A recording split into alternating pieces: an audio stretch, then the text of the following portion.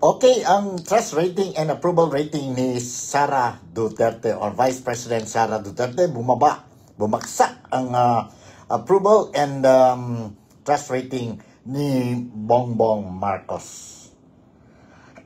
Good morning, good afternoon, and good evening sa inyong lahat.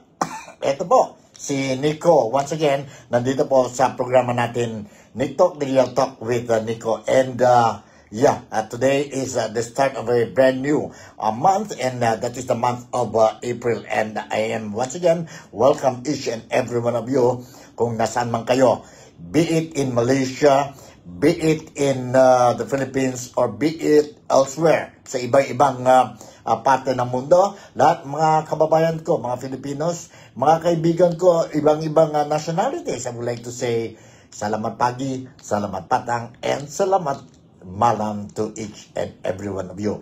Ang topic natin ngayon is we are going to talk about, ito na po, ang trust rating, approval and trust rating ng dalawang top officials natin dyan po sa Pilipinas.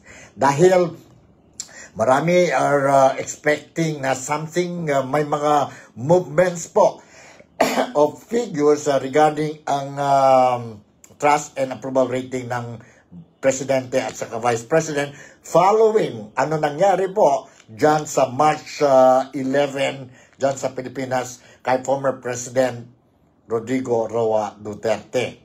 Expectations po, iba-iba po, no? Expectation, iba-iba. And according to survey, SWS, and of course, ang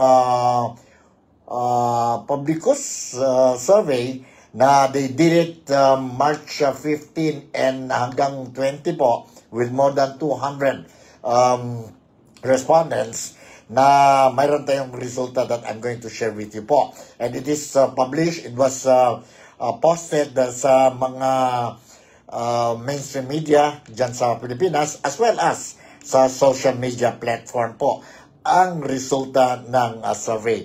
We will be, or I will be touching, I will give you ang survey ng Publicus survey po regarding itong approval and trust rating ni Bongbong Marcos, President Bongbong Marcos, and Inday Sara Duterte.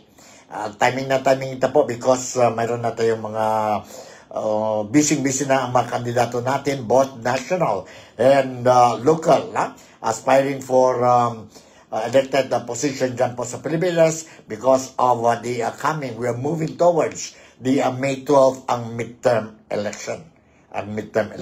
But before giving you itong mga, sabihin natin, survey result and other issues po, first thing foremost, I would like to pass this news article po, no? I want to read this news article regarding ang Presidente natin si Bongbong Marcos. And this has something to do with the celebration of Hari Raya Idul Fitri Mubarak, which our Muslim brothers and sisters started celebrating yesterday po, March 31. And of course, today is the second day of Hari Raya Idul Fitri.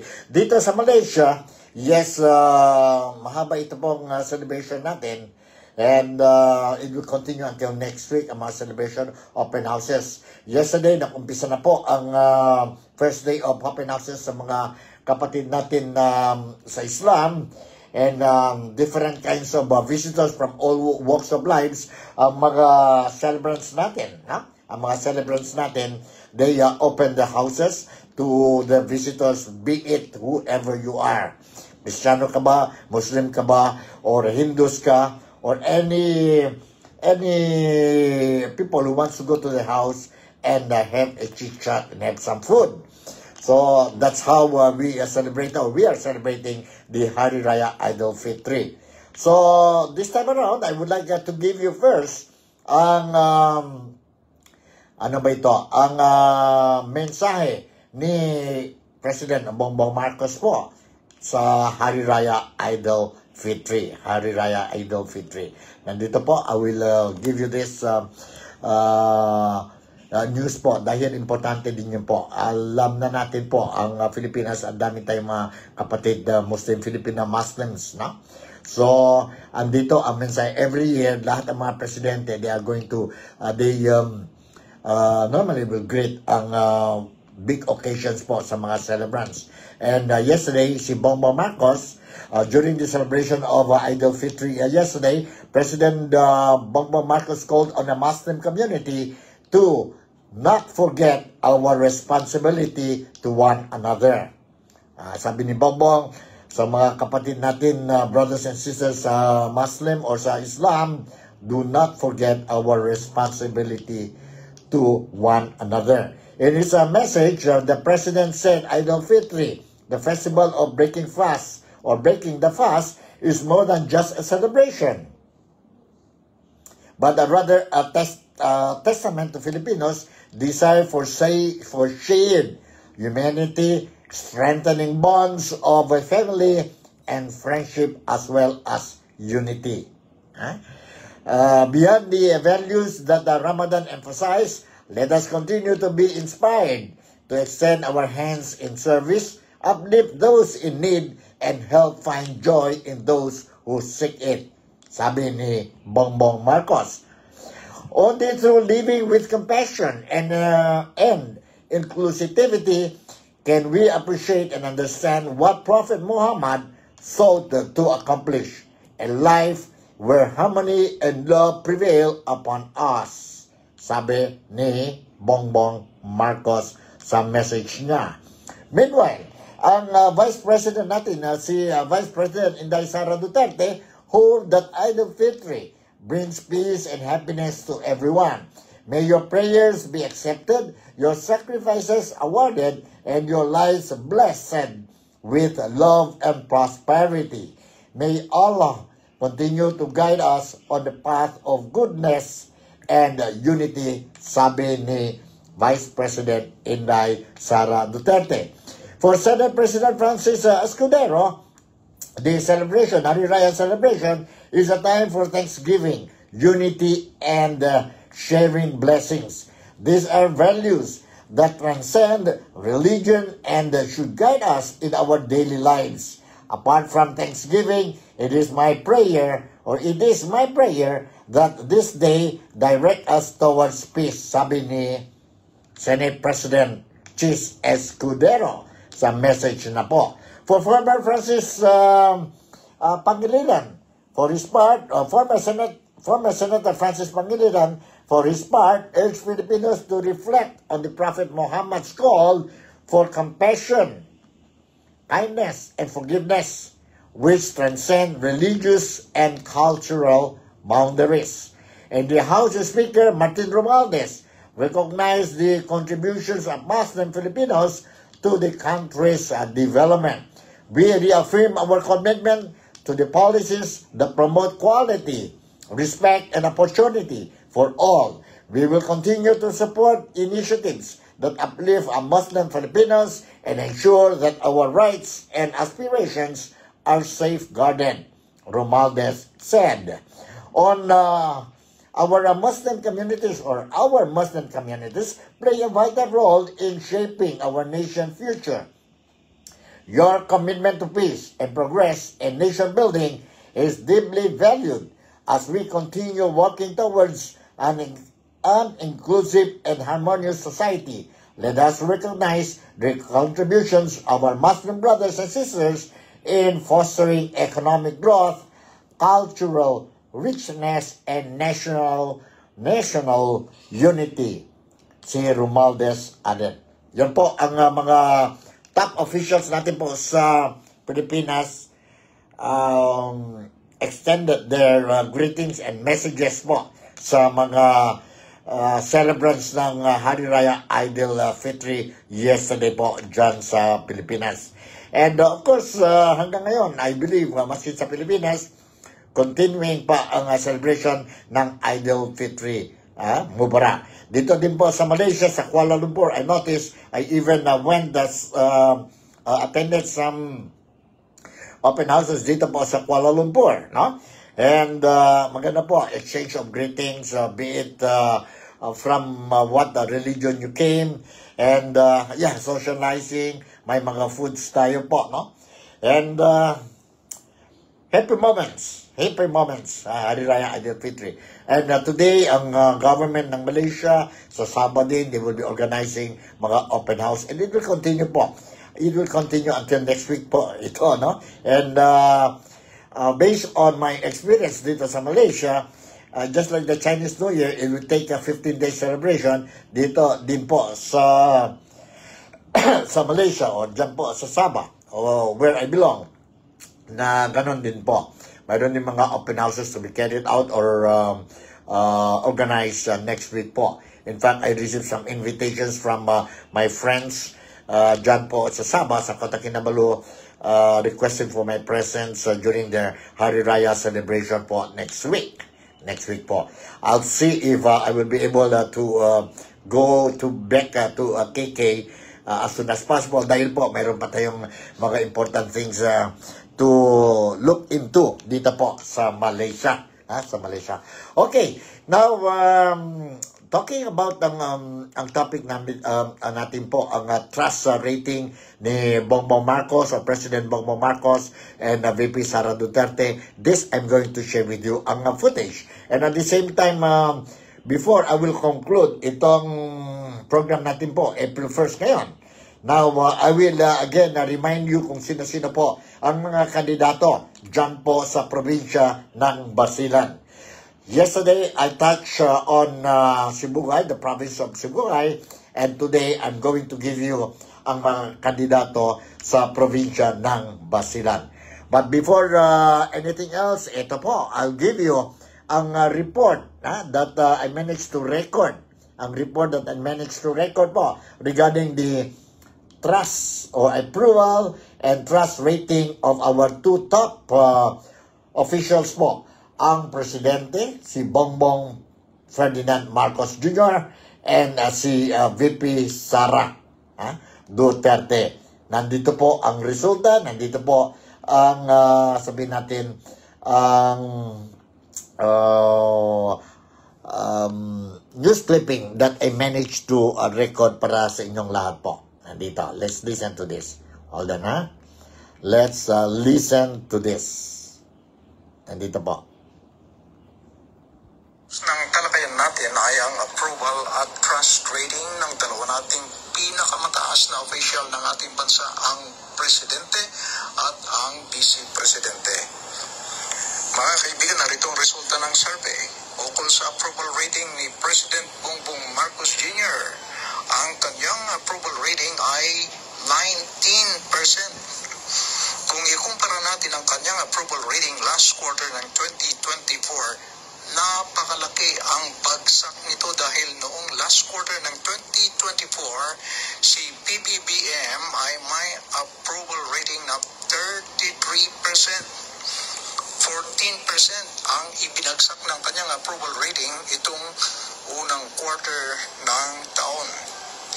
Ito naman ang approval rating ni Vice President Sara Duterte. Si VP Sara ay nakakuha ng approval rating na 42%. Tumaas ang kanyang approval rating itong first quarter kung ikumpara sa kanyang approval rating noong last quarter noong 2024 dahil ang kanyang approval rating at the time was 37%. Nangangulugan na tumaas ng 5% ang kanyang approval rating dito sa bagong survey.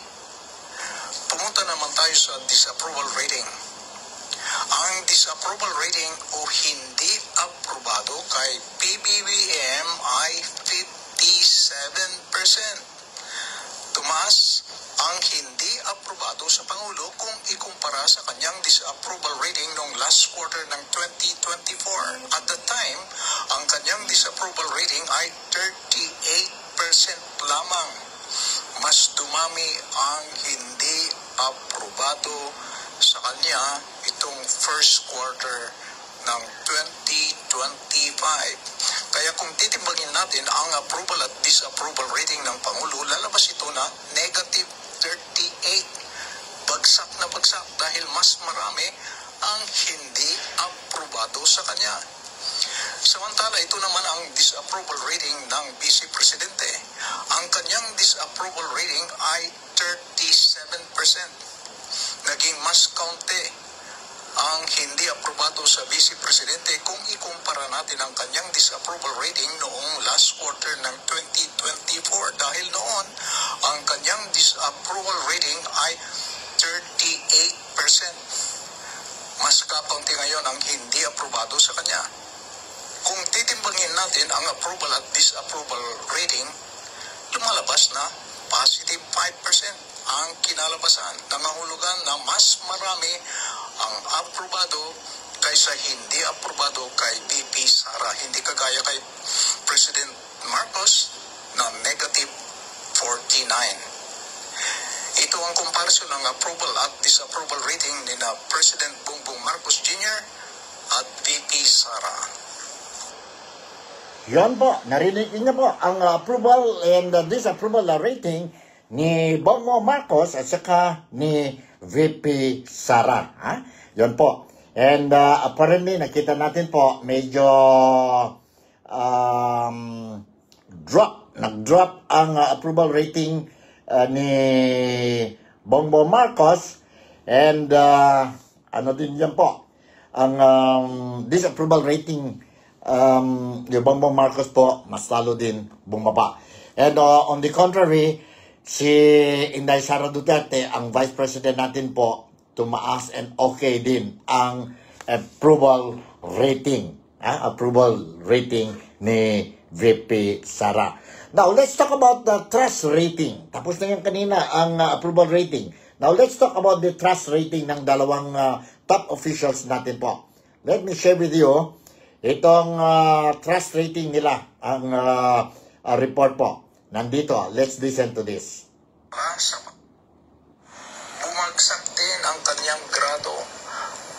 Ang may tiwala kay President Bongbong Marcos Jr. ay 14% lamang sa mga tinanong.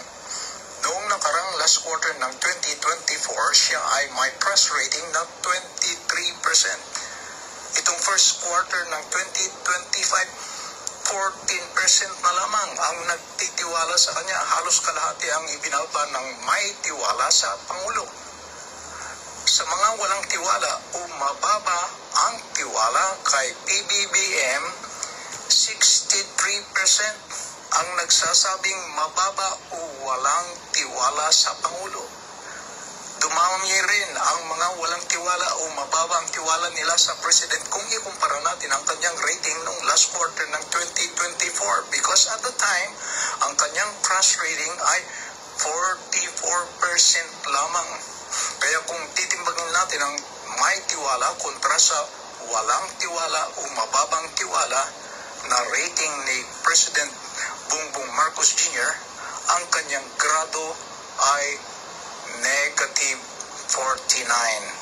Ang ibig sabihin, mas nakakarami ang mababa o walang tiwala sa ating presidente. Dumako naman tayo sa Vice Presidente sa kanyang trust rating. Ang trust rating ng Vice President ay 39%. Tumaas ang kanyang trust rating kung ikumpara sa kanyang trust rating noong last quarter ng 2024. Noong last quarter ng 2024, ang kanyang trust rating ay 31%. Samantalang kanyang rating naman o walang tiwala o mababa ang tiwala ay 39%. Mas marami ang walang tiwala sa kanya noong last quarter ng 2024 dahil at the time ang kanyang rating ay 43%. Kung titimbangin natin ang grado ni VP Sara ukol sa trust o no trust, ang kanyang marka ay 0. Hindi negative, hindi rin positive dahil ang kanyang trust rating ay 39 at ang kanyang no trust o low trust ay 39% din. Narito ang comparison ng grado ni na President Bongbong Marcos Jr. at VP Sara sa trust rating.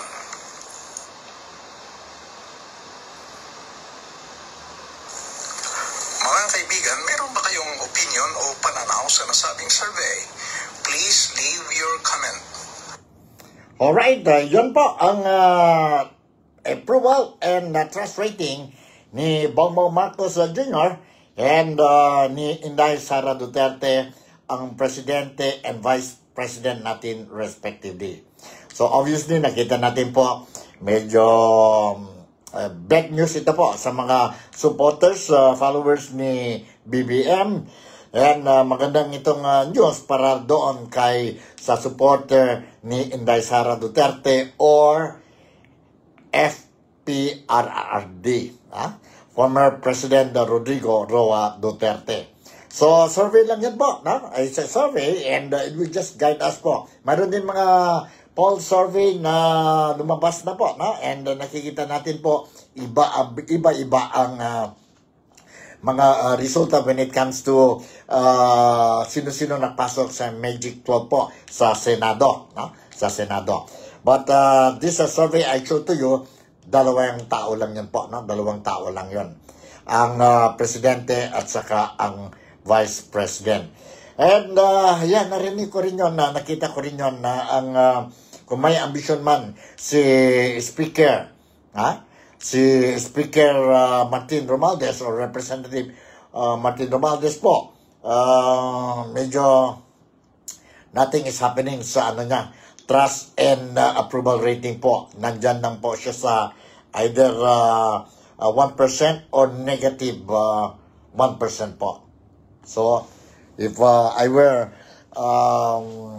Speaker Martin Romualdez, he has to do something if he really wants to be to hold a very senior and siguro ang top post ng Pilipinas, he has to do something now po, Kasi he never move. Ang survey niya po, trust, approval rating niya po, wala talaga po. I'm sorry to say that.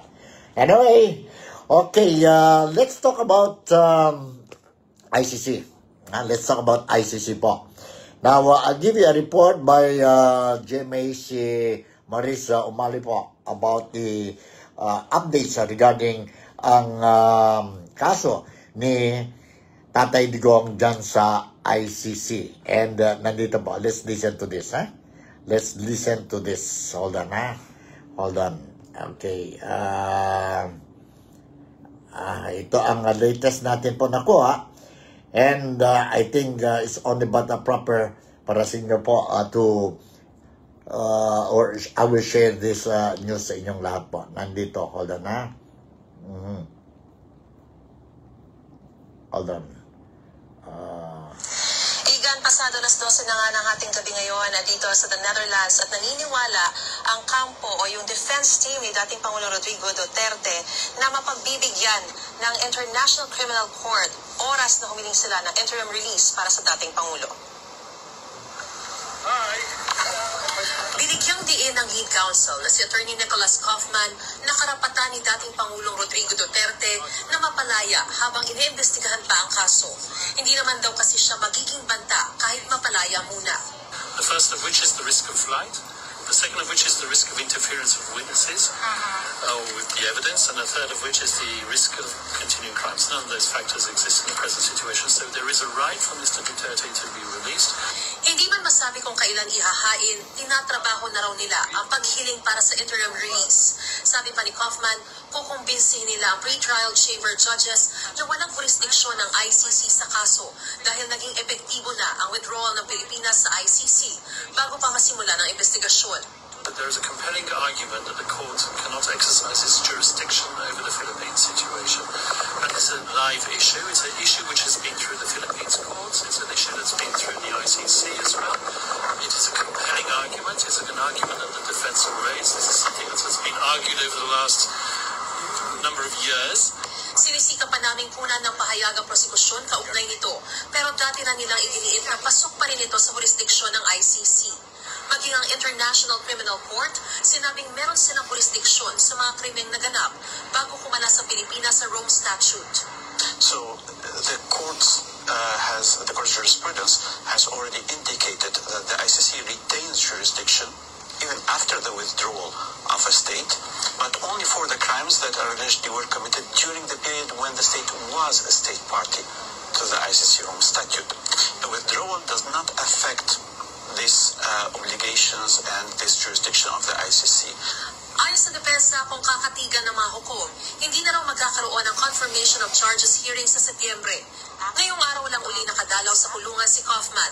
Aniya, sumailalim siya sa operasyon pero maayos na raw at kaya niyang depensahan ng dating Pangulo.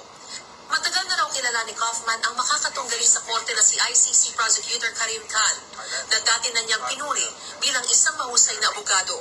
Kaya nang matanong kung magiging matindi ba ang kanilang tapatan sa korte, lawyer just like you. If you know how we all work and how the law works, we are impartial.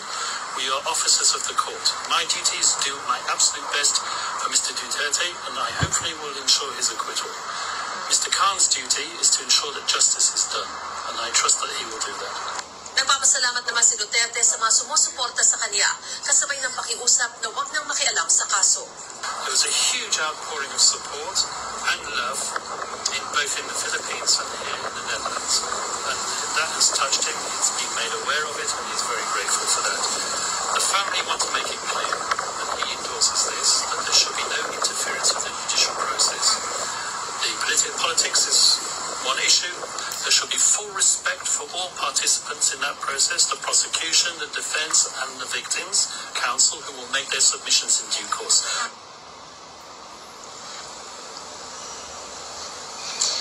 Igan, bagamat in high spirits, sinabi sa atin ni Attorney Kaufman na nahihirapan pa rin daw si dating Pangulong Rodrigo Duterte na makapag-adjust sa loob ng ICC detention facility, lalo't 80 taong gulang na ito at may iniinda pa ang mga medical issues. Igan, Alright, yun po ang latest updates regarding ang kaso ni Tatay Digong and of course Nicholas Kaufman is trying his level best po para this before ang September 23 confirmation of charges po, no?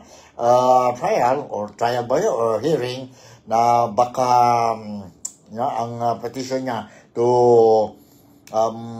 walang jurisdiction ang ICC sa Pilipinas po, then he will be able to bring back si Tatay Digong. Let's see po, pero that will be a very upward trend battle yun po, no? Hindi yun, it's not an easy task. But anyway, let's pray and hope and see anong mga latest updates po in the coming days. Right? So, yun po ang ano natin, and this time around, I would like to give you or share with you another footage, and it is referring to yun hearing ni Senator Amy Marcos regarding the arrest of Tatay Digong dyan sa Manila po last March 11 po, no? So she conducted a hearing and to find out whether legal ba yun nagawa nila or nag-violate ba ang human rights ni Tatay Digong and other things in terms of legalities po, no? So nagawa na siya ng isang first hearing last week, and although wala pa tayong news or they did not give any information on when they're going to hold the second hearing, dahil si Senator Amy Marcos po, siya mismo nagsabi na hindi pa tapos ang hearing, ang investigation, and mayroon pang second session po. So according to the administration, Marcos administration po, they're not going to ban ang mga resource person from attending itong second investigation hearing po. So let's listen to this report, to this report po. Hold on. Mas claro, mas decente. You hold on. Let's listen to this report. Alright? Okay?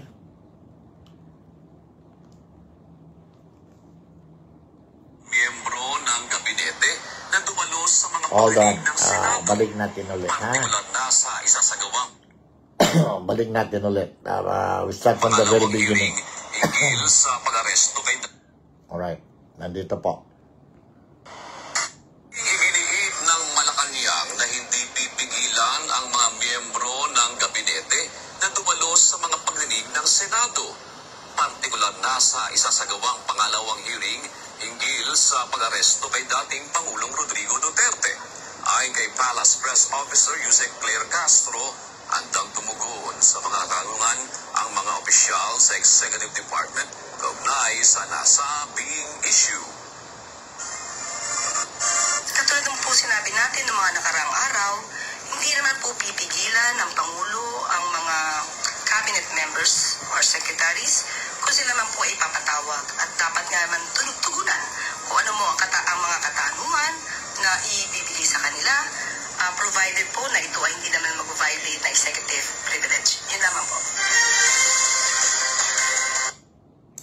Okay, yan po ang statement ng gobyerno na Marcos administration tungkol sa investigation being carried out, ongoing ito po ni Senator Amy Marcos. So yan po ang latest news natin tungkol sa case ni Tatay Digong tungkol sa approval rating ng presidente sa vice president natin po. And this time around, as I promised, I'm going to give you ang mga kandidato po dyan po sa Basilan. Nakumpisa na ang official campaign period for the local candidates po, no? To the Philippines last March 28 and tuloy-tuloy ito hanggang sa May 10 if I am not mistaken. As I promised sa mga participants ko, sa mga audience ko, sa mga followers ko, I will be more specific ngayon po, provinces by provinces, especially dito po sa Mindanao, dito po sa Sambasulta area, Zamboanga Peninsula po, no? And BARM, dahil ang dami po mga Filipinos dito sa Malaysia, galing sa mga areas na ito po sa Mindanao, Basilan, Sulu, Tawi-Tawi, Zamboanga, Zamboanga del Sur, Zamboanga del Norte, Bukidnon, Cotabato, and other places including Cebu, and of course mayroon din from Manila. So ito po, this is the purpose why I want to keep again remind them kung sino-sino po ang mga kandidato, although ang mga qualified voters dito sa Malaysia po dito sa Malaysia, we cannot vote ang local candidates. Hanggang senador lang kami po, no? Hanggang senador lang kami. And yes, but if you know itong mga kandidato, kung sino-sino po, at least you can inform ang relatives mo, mga loved ones ninyo, qualified voters dyan sa Pilipinas, and siguro you can also convince them or maybe give them something to ponder before making their final decision on whom to vote on May 12 midterm election. Alright, nandito na po ang kandidato sa province of Basilan. Okay? Let's start with ang kandidato para sa Lone District of Basilan. Lone District of Basilan. Congressman. Congressman po. This will be a straight fight. Straight fight ito po. Straight fight between Yusuf Alano of PFP and Hani Bud of LP. Congressman ito po. Isa lang ang congressman nila. So it will be a straight fight between Yusuf Alano and Hani Bud. Now, for governor, Basilan governor, nandito po, three-corner fight. Three-corner fight ito po. Sino-sino mga kandidato who wants to be the governor of Basilan? Nandito po ang mga pangalan. First, the former autonomous region in Muslim Mindanao governor. And I am referring to Mujib Hataman. Mujib Hataman is an experienced politician, seasoned politicians, and well-respected din po sa community nila. And he belongs to the Basilan Unity Party or PUP. Okay? Number one is Mujib Hataman. Second will be, or the second, or the opponent of Mujib Hataman is Osama Mutamad. Osama Mutamad or PDR. Osama Mutamad of PDR. And the third opponent of Mujib Hataman, or the third candidate is no other than J. Hataman Saliman. J. Hataman Saliman of PFP. So if you notice, Hataman ito po, no? I think they are close family members ito. Relatives yun sila po, very close. Hindi malayo. Okay? For governor, tatlo, si Mujib Hataman, si Osama Mutamad, and si J. Hataman Saliman. I think this is the son siguro, no? Ni incumbent governor si Saliman. Hataman Saliman. Alright. Now, for vice governor, sino ang mga kandidato sa Basilan for vice governor? Straight fight ito po between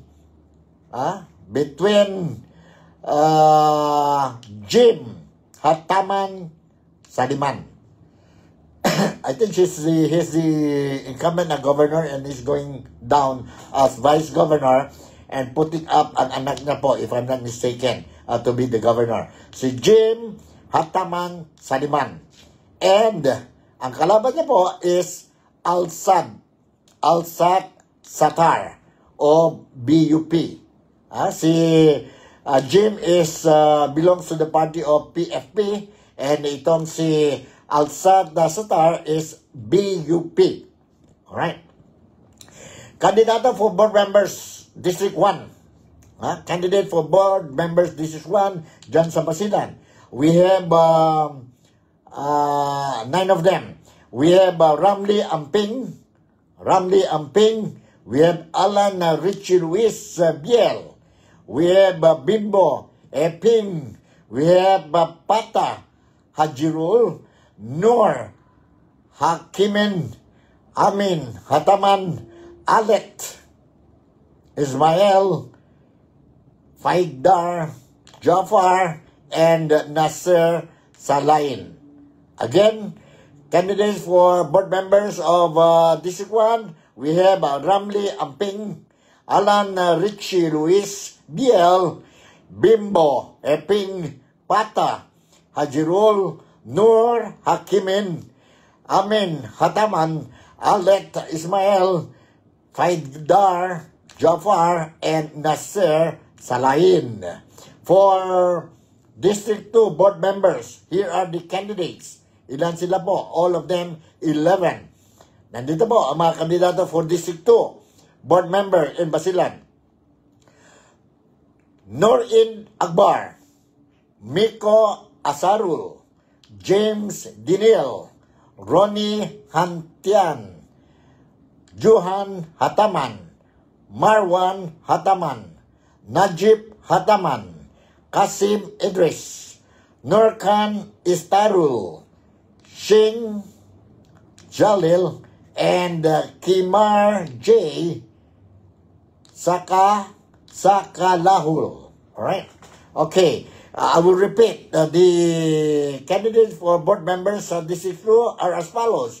Norin Akbar, Miko Asarul, James Dinil, Ronnie Hantian, Johan Hataman, Marwan Hataman, Najib Hataman, Kasim Idris, Nurkan Istarul, Shin Jalil, and Kimar J.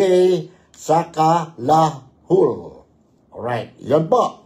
Yun po ang mga kandidato, governor, vice governor, and board members, District 1 and District 2. And for your information po, mayroon tayong municipalities dyan sa Basilan. I think 11 of them. We have, the municipalities are as follows. Akbar, Albarka, Haji Muhammad Ajul, Haji Muhammad, Lantawan, Malusu, Sumisip, Tambuan Lasa, Tipo-Tipo, Tuburan, Ungkaya, Pakan. Yon po ang mga lugar dyan po sa Basilan. And every place, mayroon silang, they have to choose for their mayor and vice mayor and councilors. Now, just for your information, let's go to Isabela City. Sino-sino po ang mga kandidato sa Isabela City? Part of Basilan ito po, no? Capital of Basilan. Okay, for mayor, sa Isabela City ito po, for mayor, we have Dada Hataman, coming from carrying the flag of BUP. And ang kalaban niya po is Kifli Saliman from PFP. Straight po ito. And if I'm not mistaken, relatives yun sila. No? For mayor yan po. For vice mayor, mayroon tayong straight fight din. Si Nims Ajibon of BUP and si Muarip of PFP. Vice Mayor, Nims Ajibon, and kalaban niya si Muammar Maurip. Alright. Now, mayroon silang mga councilors po, no? Mga councilors din po. And I'll just give you a mayor at a vice mayor. Alright. So, from Isabela, let's go to Lamitan. Lamitan. Mayroon ba tayong kandidato sa Lamitan? Okay, sandali ha. Sa Lamitan. Okay, Lamitan. Ito po, ang kandidato sa Lamitan. City na itong Lamitan, di ba? Lamitan City na ito eh. Alright, ang kandidato and declared winner without waiting for the midterm elections on May 12. Si Oric Furigay. Oric Furigay of PFB. Walang kalaban yan po for mayor. For vice mayor, parehas din. Walang kalaban. Winner na winner, sure winner na ito po. Si Jem Furigay. Also, I think they are relatives. They are relatives po. And of course, ang mga konsehal nila po. Ang mga konsehal nila. So ito ang sabihin natin ang mga kandidato sa Basilan, sa Basilan. And if you notice, karamihan ang mga kandidato sa Basilan are family members lang po. Are family members. And kung gano'n ang mga kandidato po, I don't think so mayroon tayong Basilan will be red spot for the election po, no? I don't think so. Kasi I don't think so they will be fighting, killing each other po. Dahil, ano yan relatives lahat and hindi lang relative, no? Malapit pa po ang relasyon nila po, ang relasyon nila. Kaya din sa Zamboanga, ganun din. Ang mga kandidato sa Zamboanga, karamihan din yan po mga family members. Although it's distance, pero still they consider family members. And also, if you notice, dyan po sa Sibugay, ang mga kandidato which I gave yesterday, karamihan din po mga kapatid, mga pinsan, mga apo, no? Especially, nag-notice ko yung oligaryo dyan. Oligaryo. There's strong family din ng mga oligaryo. And good performance din sila po, no? Mga incumbent oligaryos holding a position dyan po sa Sibugay. And I won't be surprised if ito mga oligaryo, mga kandidato, they will make it sa May 12 midterm election po dahil sa performance nila. Kung ganun lang yan po, no? Kung magandang performance natin po, then I think the people will continue to give support sa inyo po. So, ito po ang sabihin natin ang kandidato sa Basilan. Tapos na tayo sa Zamboanga, Sibugay, and now sa Basilan, maybe, let's see, siguro bukas punta tayo sa Sulu, and then punta tayo sa Tawi-Tawi, para at least, and after that, kung na-remind na ako sa inyo po, lahat ang mga kandidato, then we will I will be recording, sharing ang mga video clips nila sa kampanya nila po. As always, I would like to remind each and every one of you, ang mga voters dyan sa Pilipinas, no? Lend your ears, no?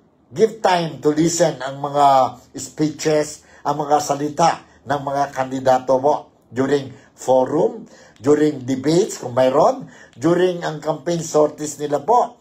Listen to them. Not necessarily you believe them. Listen to them. And then you listen to them, gauge kung ito bang tao doing what he's saying, totoo ba?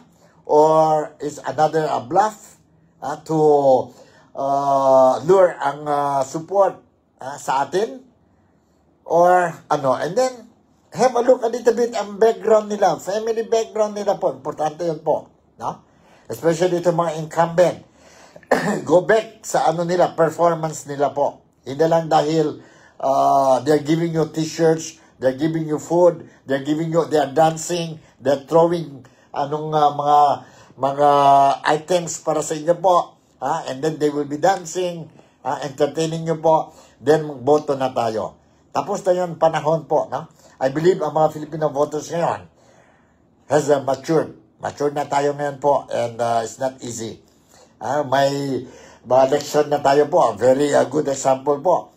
Ang Legacia, ang model, nagbigay sa atin si Tatay Digong po. No?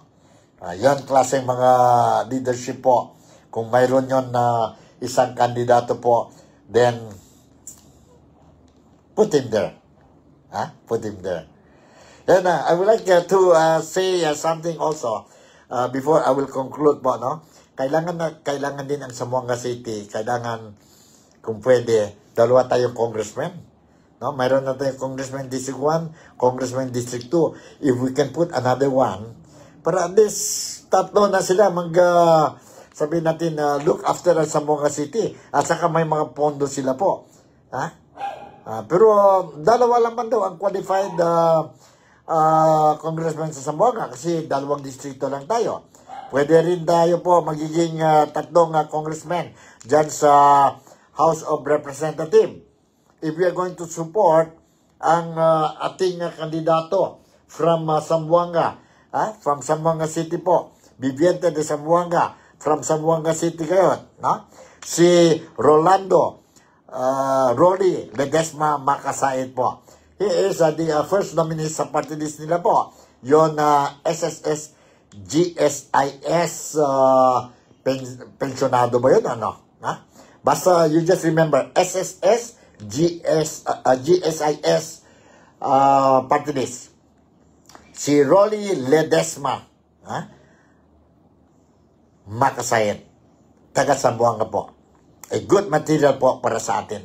Very good material para sa atin. He loves Zamboanga City po. And I know him that well. In terms of educational background, in terms of employment, job employments niya po, in terms of sincerity in looking after ang welfare and interest of the Zamboangueños and of course the Filipinos. The entire Philippines po, because he has been holding a serious position, no? Kagaya presidente siya po ng SSS, nagiging presidente siya ng GSIS, no? And other top positions dyan po sa Philippine Central Bank. So, maganda yan po, posisyon. Wag natin din po kalimutan ang colleague ko po. I'm not biased, but dahil isang media man din ako and I believe his, sabihin natin, leadership, ang management skills niya po. No? Si Ray Bayugin, who is running for councilor dyan po sa Zamboanga. Mga relatives ko rin po who are, candidates kagaya ni Mike Alamar. Magandang performance niya when he was a councilor. Classmate ko rin si Kinalabo. Mayroon din tayo si Lidlid Macrohon, no? And marami pa dyan po. Marami pa dyan. So, look at them and listen to what they say and make a firm decision po sa May 12 during the polling day and vote according to your conscience. So, siguro nandito na lang ang programa natin, April Fool. And I'm not trying to fool you. April 1st na tayo po. And all the best. Sana na po this month will be a very, very fruitful month sa atin po lahat. Be it health-wise, be it other aspect in our life po. In our life. So, let's pray for the country also. And of course, pray for Tatay Digong and all the aspiring candidates sa midterm election. With this, I would like to say once again, thank you very much for making me a part of your day today. Malaysia, Sabah, the Philippines, God bless us all. See you tomorrow. I love you. And please take care of yourself. Bye.